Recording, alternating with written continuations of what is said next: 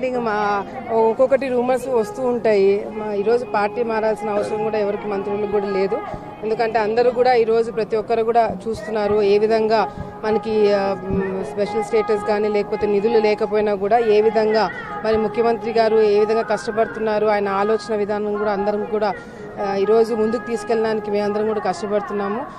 ముఖ్యమంత్రి గారికి తప్పకుండా మేమందరం సపోర్ట్గా ఉండి ఎవరు కూడా పార్టీ మారాల్సిన అవసరం కూడా ఈరోజు మా అందరికి కూడా ఎవరికీ లేదు. ధైర్యంగా గర్వంగా తలెత్తుకొని ఈరోజు ఓటు అడగడానికి ప్రజల్లోకి వెళ్ళడం జరుగుతుంది. చూడండి, టికెట్ గురించి మాట్లాడంత టైము మా దగ్గర లేదు.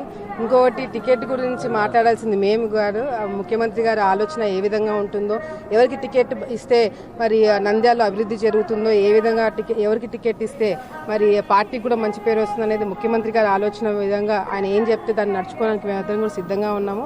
ఆయన కరెక్ట్ నిర్ణయాన్ని తీసుకుంటాడని కూడా మేము అనుకుంటున్నాం. ఎందుకంటే గతంలో భూమా నాగిరెడ్డి గారు ఉన్నప్పుడు ఏ విధంగా నంద్యాల డెవలప్ జరిగింది, ఈ రోజు మరి భూమా కుటుంబం నుంచి వచ్చినప్పుడు ఏ విధంగా ప్రజలందరూ కూడా మరి దీవించి ఆయన దగ్గరకు తీసుకున్నారు. భూమా బ్రహ్మానందరెడ్డి గారు కూడా చాలా బ్రహ్మాండంగా పనిచేస్తున్నారు, దాంట్లో ఎటువంటి డౌట్ లేదు.